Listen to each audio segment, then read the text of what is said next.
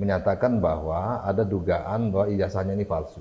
Verifikasi ulang keterangan ijazahnya itu. Apakah surat keterangan pengganti ijazah itu benar dikeluarkan oleh Dinas Pendidikan atau tidak? Cukup lumayan juga, cukup besar juga. Oke, Assalamualaikum warahmatullahi wabarakatuh. Tribuners, hari ini Tribun Lampung kehadiran narasumber khusus dari Bawaslu Provinsi Lampung, yakni Bapak Komisioner Pak Tamri. Namun kita sering memanggil beliau ini dengan sebutan Abang karena memang masih relatif masih milenial, Bang ya.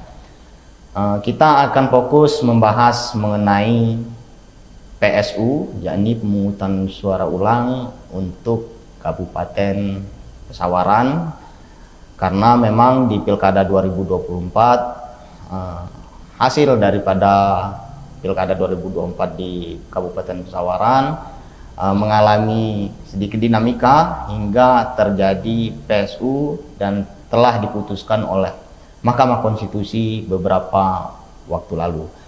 Baik, sebelumnya kita akan memperkenalkan diri dulu. Saya Rio, reporter Tribun Lampung, dan selamat pagi Bang. Mohon sebelumnya kita memperkenalkan diri dulu nih Bang. Siap. Jadi saya memperkenalkan diri. Iya. Ya, jadi saya Tamri, pemirsa Tribun Lampung. Kebetulan sehari-hari diamanahkan menjadi salah satu komisioner Bawaslu Provinsi Lampung yang menangani tentang penanganan pelanggaran di pengawasan pemilu. Begitu. Saya tinggal di Gunung Terang, istri baru satu. Oke, baik Bang. Kita mungkin langsung saja ini Bang. Kita bahas mengenai mulanya masyarakat ingin tahu nih Bang, kronologis awal di Kabupaten Pesawaran, mengingat ini kan di Provinsi Lampung sebelumnya ada 5 yang prosesnya terus hingga di MK, namun di Pesawaran diputuskan hingga PSU. Ini mulanya seperti apa ini Bang, perjalanan pilkada di Lampung? Iya, jadi memang seperti yang disebutkan tadi ya, memang kita itu di Lampung itu ada 5 yang digugat di MK. Salah satunya adalah Pesawaran. Pesawaran, kemudian Mesuji, Pesisir Barat, Pringsewu, dan Tulang Bawang tadinya. Tapi empatnya diputus di dismisal, tidak bisa dilanjutkan karena menurut mahkamah tidak memenuhi itu unsur. Nah, kemudian Pesawaran ini terus sampai pada sidang pembuktian, dan kemarin sudah diputuskan oleh Mahkamah Konstitusi untuk dilakukan PSU, pemungutan suara ulang pada Pilkada 27 November kemarin. Ya. Nah, deliknya sebenarnya, ini sebenarnya masyarakat sudah tahu semua bahwa yang digugat itu adalah SKPI, atau Surat Keterangan Ijazahnya Aris Sandi Dharma Putra, itu diduga tidak ada gitu ya, tidak ada. Nah, sehingga kemarin pada saat pembuktian bahwa jadi kan gini, pada syarat calon itu ada yang syaratnya itu minimal SMA. Nah, kemudian ijazah SMA-nya Aris Sandi ini katanya hilang. Iya. Kemudian paket C dan surat ijazah paket C-nya itu hilang katanya. Kemudian dia membuat surat pernyataan tanggung jawab mutlak, kemudian kehilangan dari kepolisian, dan keluarlah surat SKPI, Surat Keterangan Pengganti Ijazah, yang dikeluarkan oleh Dinas Pendidikan Provinsi Lampung. Nah, namun di dalam ijazahnya itu tidak mencantumkan nomor ijazah. Iya. Dan disitulah delik yang digugat oleh pihaknya kuasa hukumnya Nanda gitu ya. Nah, yang digugat adalah KPU. Yang digugat itu adalah syarat calon yang mereka meminta agar pengesahan gitu ya. Pengesahan tentang penetapan calon Aris Sandi pada itu dibatalkan, gitu ya. Oke. Nah itu diputuskan oleh MK, itu dinyatakan diterima sebagian, ya, termasuk yang diterima itu adalah membatalkan SK KPU tentang pengesahan pasangan calon dan pengesahan calon terpilih. Oke. Nah Bang, kita kan sepanjang perjalanannya Bawaslu tentunya peran Bawaslu adalah mengawasi mulai dari administrasi, untuk penentuan calon, penetapan calon sebelumnya. Ini bagaimana Bang? Pada saat itu Bawaslu kan tentunya sudah memeriksa nih dokumen persyaratan. Apakah upaya Bawaslu khususnya di Kabupaten Pesawaran telah merekomendasikan KPU terkait dengan persyaratan atau bagaimana sepanjang perjalanan mulanya ini Bang? Ya, jadi awalnya itu adalah ada laporan dari masyarakat gitu ya, ke Bawaslu menyatakan bahwa ada dugaan bahwa ijazahnya ini palsu, ijazah SMA-nya Aris Sandi ini palsu. Nah kemudian itu diproses di Bawaslu Pesawaran. Ada dua yang kami proses pada waktu itu adalah pelanggaran administrasi, yaitu tentang syarat calonnya. Yang kedua adalah tentang pidana pemilunya, karena surat keterangan pengganti ijazah ini diduga palsu, pemalsuan dokumen. Nah, setelah dibahas di Gakumdo tentang pidana pemilunya, kita tidak menemukan adanya pidana pemilu. Kita merekomendasikan bahwa ini masuk ke pidana umum, karena ini pemalsuan dokumen, gitu ya. Kemudian diproses di Bawaslu tentang pelanggaran administrasi pemilu. Nah, kita menemukan ada dugaan pada waktu itu Bawaslu Pesawaran itu meyakini bahwa itu berdasarkan keterangan-keterangan dan fakta-fakta gitu ya. Karena yang pertama kita tidak menemukan adanya ijazah yang di dalam surat keterangan pengganti ijazah itu tidak ada nomor ijazah yang tertera. Harusnya kan di dalam surat keterangan pengganti ijazah itu dicantumkan nomor ijazahnya apa. Kemudian Dinas Pendidikan itu tidak bisa memberikan keterangan kepada Bawaslu pada waktu itu tentang siapa yang melaksanakan ujian paket C itu, ujian kesetaraan itu. Nah, di situ disebutkan di surat pengganti ijazah itu ujian kesetaraan itu dilakukan di SMA 1. Tidak menyebutkan SMA 1 mana, SMA 1 Bandar Lampung gitu ya. Nah, kemudian dicek di SMA yang disebutkan itu, ternyata mereka katanya tidak pernah melakukan ujian kesetaraan paket C. Nah, sehingga atas dasar fakta-fakta yang didapatkan oleh Bawaslu Pesawaran pada waktu itu, sehingga Bawaslu Pesawaran merekomendasikan kepada KPU untuk melakukan verifikasi ulang kepada syarat calon yang dinyatakan yang diadukan itu. Nah, kita setelah kita merekomendasikan kepada KPU, tentu kan Bawaslu punya kewajiban juga untuk mengawasi tindak lanjut dari KPU. Nah, tetapi tindak lanjut dari KPU itu tidak sesuai dengan harapannya Bawaslu. Karena yang dilakukan oleh KPU adalah mendatangi Dinas Pendidikan, menanyakan bahwa apakah surat keterangan pengganti ijazah itu benar dikeluarkan oleh Dinas Pendidikan atau tidak. Nah, Dinas Pendidikan menyatakan betul dikeluarkan oleh mereka, tetapi yang kita harapkan itu adalah memverifikasi ulang keterangan ijazahnya itu. Dan itu tidak dilakukan oleh KPU pada saat itu? Tidak dilakukan oleh KPU. Untuk investigasi ke SMA terkait dan juga melakukan pendalaman secara sesuai dengan rekomendasi. Memastikan apakah ijazahnya itu ada atau tidak, itu tidak dilakukan oleh KPU.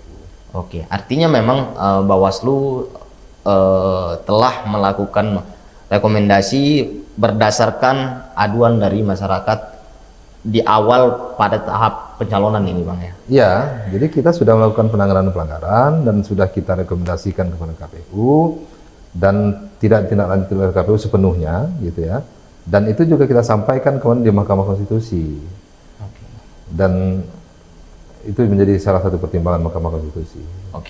Nah, sepanjang perjalanan di Mahkamah Konstitusi ini, Bang, peran Bawaslu sendiri untuk menyampaikan pertanyaan atau menjawab pertanyaan dari MK ini seperti apa ini, Bang? Waktu sidang sedang berlangsung beberapa waktu silam, Bang. Ya, jadi status Bawaslu dalam sidang MK itu adalah pemberi keterangan ya. Memang Bawaslu itu sebagai pihak pemberi keterangan diatur oleh keputusan MK ya, peraturan MK. Nah, kita menyampaikan apa yang sudah kita lakukan. Pertama tentang penanganan pelanggaran yang sudah kita lakukan. Kita sampaikan apa adanya. Kita sampaikan yang sudah kita lakukan, kemudian tindak lanjut dari yang sudah kita lakukan seperti apa gitu ya. Jadi kita memberikan keterangan itu sesuai dengan fakta dan yang sudah terjadi gitu ya. Jadi tidak kita tambah dan tidak kita kurang. Nah, memang sebagai pihak pemberi keterangan tentu kalau KPU ini kan pihak teradu ya, tergugat ya. Kemudian kalau dari sisinya pasangan calon itu pihak penggugat. Nah, Bawaslu sebagai pemberi keterangan ini di tengah. Jadi kami tidak ada kecenderungan ke salah satu pihak, tetapi kami hanya diminta untuk menyampaikan apa yang sudah dilakukan oleh Bawaslu. Nah, kita sampaikan itu. Berapa kali nih, Bang? Apakah setiap sidang MK selalu menanyakan apa namanya itu pendapat dari Bawaslu atau hanya di beberapa sidang saja nih, Bang? Ya, sidang itu kan beberapa kali ya. Pertama sidang pembacaan gugatan, kemudian sidang yang itu kan ada 2 kali sebenarnya, sidang pembuktian dan sidang saksi-saksi. Jadi pada saat pembuktian itu sebenarnya Bawaslu itu menyampaikan diminta untuk menyampaikan keterangan yang sudah ditulis. Jadi kita buat secara tertulis juga dan kita sampaikan juga secara langsung kepada MK. Jadi 1 kali sebenarnya Bawaslu yang menyampaikan itu. Tapi pada saat membacakan itu juga apa namanya ditanya-tanya juga oleh MK. Nah, sebelum kita berlanjut ke PSU ini, Bang, saya ingin tahu dulu pendapat dari Bawaslu pasca putusan MK. Beberapa statement yang muncul di pemberitaan bahwa meminta supaya KPU maupun Bawaslu diadili secara hukum setelah putusan ini. Ini bagaimana respon kita mendengar ini, Bang? Ya, itu kan hak masyarakat ya. Jadi semua orang punya hak dan punya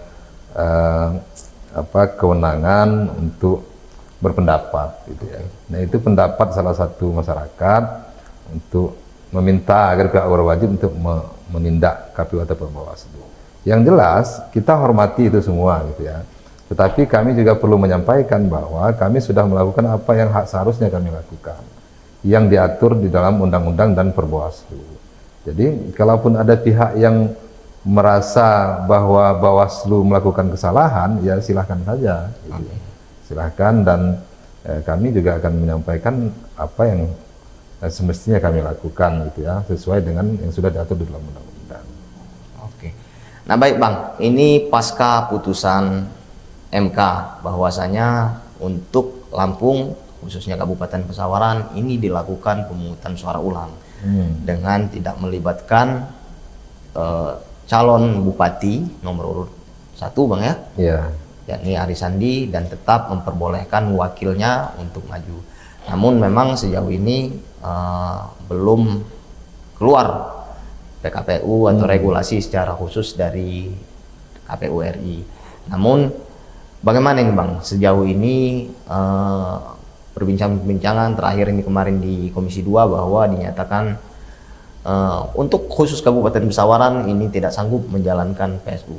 Lalu bagaimana ini, Bang, penyelenggara sendiri dalam hal ini, Bang? Ya, kalau dari sisi Bawaslu ya, bahwa pertama kami akan menunggu regulasi. Pertama PKPU, kemudian Perbawaslunya seperti apa gitu ya. Kalau misalnya PSU itu dilaksanakan dalam kurun waktu 90 hari itu, maka kami punya kewajiban untuk melakukan pengawasan terhadap prosesnya. Proses itu. Tetapi kalau misalnya juga karena kita dengar pada saat RD di Komisi 2 itu bahwa tidak sanggup, Kabupaten Pesawaran tidak sanggup untuk melaksanakan PSU itu karena keterbatasan anggaran, maka ya kita akan tunggu regulasinya seperti apa tindak lanjut dari proses itu, konsekuensinya seperti apa gitu ya. Jadi dalam hal ini Bawaslu ya dalam waktu dekat ini ya masih menunggu, masih pasif aja gitu ya. Kalau misalnya, kan tentu kalau misalnya begini ya, kalau akan dilaksanakan PKPU nanti dalam waktu dekat PKPU-nya akan keluar. Kalau akan dilakukan PSU. Nah dari PKPU itu nanti juga akan keluar Perbawaslu. Nah kita tentu akan melakukan persiapan-persiapan berkaitan dengan itu, karena di luar keterbatasan anggaran ya, karena kan bukan kewenangannya Bawaslu untuk bicara tentang apakah sanggup atau tidak pemerintah daerah untuk melakukan PSU atau tidak, tapi yang jelas amanah Mahkamah Konstitusi dalam waktu 90 hari itu sudah harus dilakukan PSU.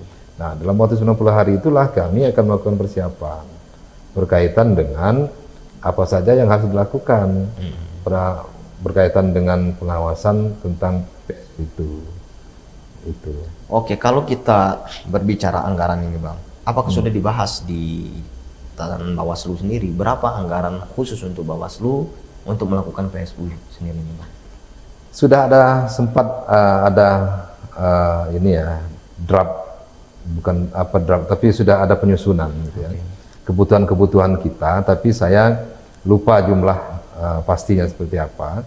Tapi yang jelas kan memang kalau dari sisi Bawaslu itu yang mutlak memang harus dibutuhkan adalah kita harus membentuk lagi pengawas ad hoc. Panwascam, PKD, PTPS gitu ya. Dan selama 3 bulan itu gitu ya, sampai dia hari H itu kan harus diberikan honor. Nah itu honor pengawas ad hoc pertama. Yang kedua tentu kita ada anggaran-anggaran lain yang harus kita siapkan, misalnya tentang persiapan penanganan pelanggaran yang mungkin saja nanti pada saat itu, saat pelaksanaan itu ada pelanggaran-pelanggaran yang masuk ke Bawaslu, entah dia temuan atau laporan dari masyarakat. Nah, hal-hal yang seperti itu kan memerlukan anggaran juga. Yang kedua tentang sengketa misalnya. Kalau misalnya ada gugatan sengketa yang dilakukan oleh Bawaslu, yang dilakukan oleh masyarakat kepada Bawaslu. Nah, kemudian hal-hal lain ya misalnya pembinaan SDM kita, kemudian pengawasan yang dilakukan oleh Bawaslu, termasuk juga supervisi yang dilakukan oleh Bawaslu Provinsi dan sebagainya. Ya. Kalau Bawaslu Provinsi, kita sepertinya tidak ada permasalahan tentang pendanaan, karena memang dana kita kemarin banyak sisa, banyak sisa dan bisa kita alihkan untuk itu supervisi di Pesawaran. Tapi yang menjadi permasalahan memang Bawaslu Pesawaran, karena dana mereka sudah habis dari Mempres gitu, sehingga harus diberikan anggaran dan itu cukup lumayan juga, cukup besar juga. Mencapai berapa kalau kisaran kemarin Bang? Saya nggak pasti, tapi ya lebih miliaran lah, miliaran ya. Kalau 2 miliar mungkin 1 miliar ke atas lah pasti.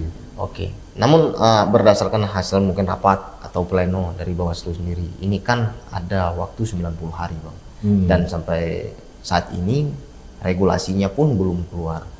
Sementara keterbatasan tim ad hoc Bawaslu sendiri ini cukup terbatas. Mengingat setiap kali PSU itu tingkat kerawanannya ini lebih disinyalir lebih besar ini Bang. Apakah sanggup ini Bang menjalankan atau mengawasi PSU sendiri, atau apakah nanti akan mengerahkan beberapa Bawaslu untuk fokus ke Pesawaran, atau bagaimana nanti teknisnya untuk mengantisipasi pelanggaran di PSU nanti Bang? Enggak, ini kan kalau prosesnya sama seperti biasa ya, sama seperti yang kemarin, cuman persiapannya aja yang lebih singkat. Kalau kemarin kan kita persiapan hampir 1 tahun gitu ya, tapi kalau sekarang karena dikasih waktu 90 hari, kita agak lebih ekstra aja persiapannya, kerja dipersingkat tahapannya, karena kan tahapannya juga hanya tidak semua tahapan gitu ya.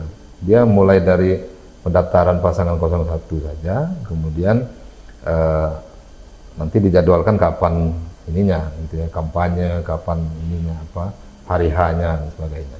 Nah, kalau dari Bawaslu tentu ya kami siap untuk melaksanakan pengawasan terhadap PSU itu, gitu ya. Ya kita mungkin ada beberapa alternatif ya berkaitan dengan pengawas ad hoc, gitu ya. Mungkin kita akan mengaktifkan kembali yang sudah ada. Jika memang tidak ada masalah kemarin, kemudian masih memenuhi syarat, gitu ya. Kalau pengawasan juga masih mau, gitu ya.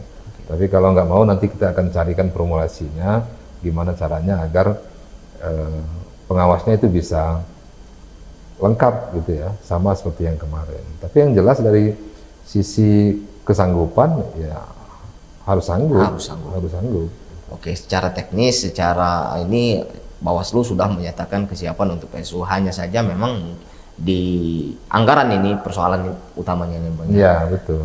Kalau kita beralih ke ini Bang, berbicara kemungkinan, sebetulnya ini kan regulasi belum keluar. Iya. Cuman kita berandai-andai. Bisa nggak sih Bang untuk ini kan penentuan PSU? Apakah ini bisa berubah koalisinya atau bagaimana ini Bang sepanjang perjalanannya, atau tetap dia koalisi yang lama, dan mengingat pasangan calon nomor urut 1 ini wakilnya tidak didiskualifikasi dan masih bisa mencalonkan diri, apakah dia bisa sebagai bupatinya atau dia tetap di posisi wakil atau bagaimana? Ini hanya berbicara ini ya Bang, karena regulasi pun belum keluar. Kalau melihat dan merujuk pada putusan MK itu, di putusan MK itu di amar putusannya adalah memerintahkan termohon untuk melakukan pemungutan suara ulang. Dengan pesertanya itu adalah pasangan Nanda dan Antonius. Kemudian partai yang pengusung Ari Sandi ini itu dipersilahkan untuk mengusung calon mengecualikan Ari Sandi, gitu ya. Nah, kalau kita melihat dari putusan MK itu juga disebutkan bahwa partai pengusung itu dapat, ada bahasa dapat, gitu ya, dapat mengusung Supriyanto ini baik sebagai calon bupati maupun sebagai calon wakil bupati. Atau juga kalau juga merujuk pada situ ya, karena partai pengusung 3 partai ini itu diberikan kesempatan oleh MK untuk merekrut kembali, melakukan pendaftaran kembali. Jadi ya ada juga kemungkinan kalau misalnya tanpa Supriyanto juga, gitu. Nah, kalau kita kembali ke ambang batas ini Bang ya, ambang batas pencalonan kan sudah ditetapkan kemarin, dan ada 3 partai kalau di Pesawaran kan dia yang di parlemen, dia itu Demokrat, Golkar, dan juga P3. Apakah bakal memungkinkan Bang pecah koalisi antara Demokrat dan Golkar? Katakanlah Demokrat mengusung calonnya sendiri dan muncul lagi calon ketiga ini Bang. Dalam putusan itu apakah memungkinkan dia bakal 3 calon?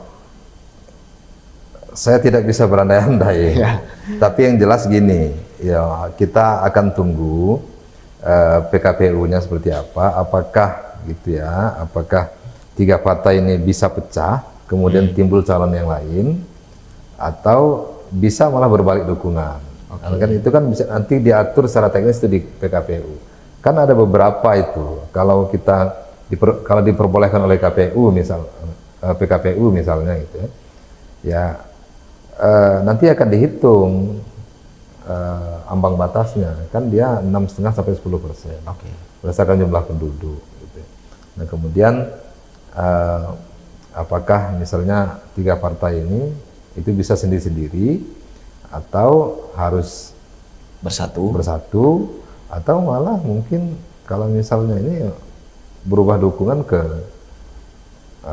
calon 02 misalnya itu tapi belum bisa karena karena PKPU-nya belum ada. Belum keluar. Nah, makanya kita nggak bisa berandai-andai. Nah, nanti PKPU yang akan menjelaskan itu. Nah, kita tunggu saja apa yang diatur dalam PKPU, yaitu yang kita laksanakan. Nah Bang, kita kembali lagi dalam perjalanan ini kan, mengingat PSU ini cukup menarik perhatian publik. Dan yang menjadi persoalan adalah yang didiskualifikasi ini meraih suara terbanyak di Kabupaten Pesawaran. Ya.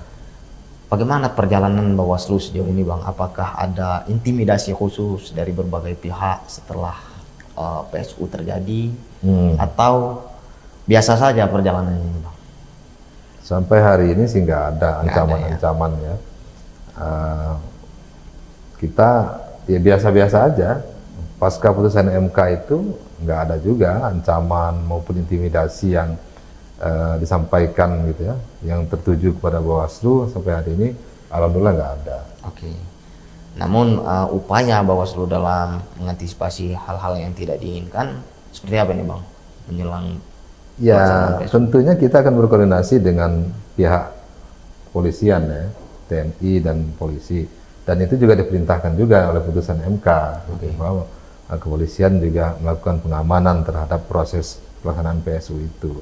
Nah kan pertama waktu persiapannya lebih singkat, kemudian juga dinamikanya pasti akan lebih kencang, gitu ya.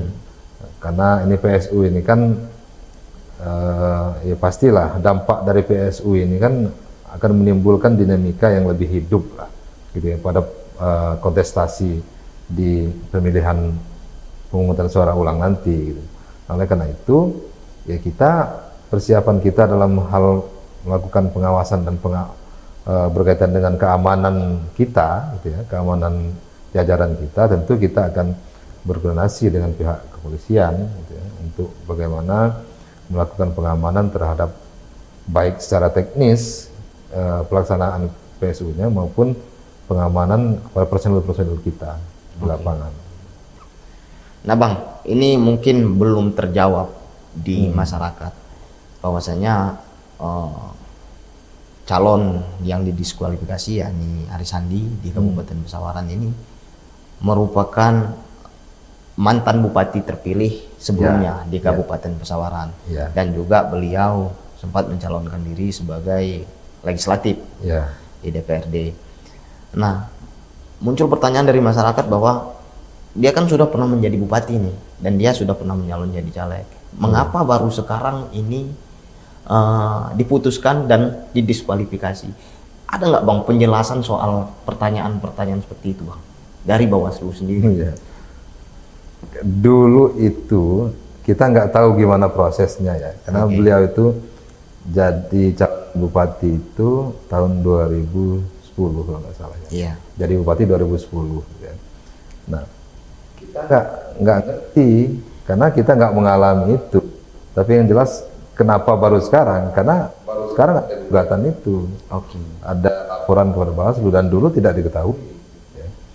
Nah, kita nggak ngerti juga gimana dulu itu bisa beliau sebagai calon gitu ya, prosesnya seperti apa dan jasa apa yang dipakai gitu ya. Tapi hari ini karena dia ada gugatan ke Bawaslu, kemudian Bawaslu proses dan akhirnya ada gugatan ke Mahkamah Konstitusi dan diputus oleh Mahkamah Konstitusi. Jadi ya itulah, karena baru sekarang ada gugatan. Artinya memang dilakukan persidangan dan pembuktian baru di Pilkada 2024. Sebelum-sebelumnya memang belum ada laporan mungkin dari masyarakat kepada Bawaslu sehingga bisa berlangsung seperti itu. Seperti itulah, Bang, ya intinya. Oke, baik, Bang. Ini kita sudah di penghujung. Mungkin ada pesan, harapan, himbauan terhadap masyarakat khususnya di Kabupaten Pesawaran menjelang PSU ini dari Bawaslu seperti apa ini, Bang? Ya, jadi kan ini sudah diputuskan oleh Mahkamah Konstitusi dan final mengikat, gitu. Tidak ada lagi upaya hukum yang bisa dilakukan dan ini harus dilaksanakan. Nah, oleh karena itu, ya kita menghormati apa yang sudah diputuskan oleh MK. Kemudian kita menghimbau ke jajaran kita di bawah gitu ya, bahwa ini kita juga harus melakukan persiapan-persiapan berkaitan dengan PSU ini. Yang kedua, kita juga berharap agar proses PSU ini sampai pada pelaksanaannya ini berjalan dengan tertib, damai, kondusif gitu ya. Tidak ada hal-hal yang bisa nanti menimbulkan kegaduhan ataupun menimbulkan gugatan-gugatan seperti yang kemarin. Kita berharap agar dia berjalan lancar tanpa ada masalah dan tidak menimbulkan konflik lagi ke depan gitu. Oke. Kalau pesannya seperti apa ini Bang terhadap masyarakat untuk melakukan PSU ini sendiri? Ya, kita berharap juga pertama berkaitan dengan partisipasi ya. Kita berharap dan mengajak kepada masyarakat agar partisipasi untuk memilih kembali gitu ya, memilih kembali pada saat PSU itu, ini tentu kita berharap masyarakat menggunakan hak pilihnya. Apa namanya, kalau bisa ditingkatkan partisipasinya. Yang kedua, kita berharap kepada masyarakat juga agar tidak ada apa namanya tindakan-tindakan gitu ya, sikap-sikap yang menimbulkan kegaduhan, yang memancing suasana yang tidak kondusif gitu ya, sehingga ini bisa berjalan sesuai dengan sebagaimana mestinya gitu ya, karena ini sudah diputuskan oleh lembaga negara, Mahkamah Konstitusi, dan tidak ada lagi upaya hukum yang bisa kita lakukan, yang bisa dilakukan oleh pihak termohon gitu ya. Oleh karena itu kita menghimbau masyarakat agar pertama menggunakan hak pilihnya, yang kedua menjaga situasi yang kondusif agar tidak terjadi kegaduhan-kegaduhan. Gitu. Oke, baik Bang, kita akhiri podcast kita pada siang hari ini. Tentunya menjelang PSU kita akan terus berdialog, berbincang antara Tribun dan juga Bawaslu. Besar harapan kami khususnya agar para komisioner bisa hadir di studio kita di Tribun Lampung. Amin. Dan khusus untuk Tribuners, ini perjalanan PSU masih panjang, saksikan terus perjalanan kita, dan kami akhiri. Wassalamualaikum warahmatullahi wabarakatuh. Waalaikumsalam warahmatullahi wabarakatuh.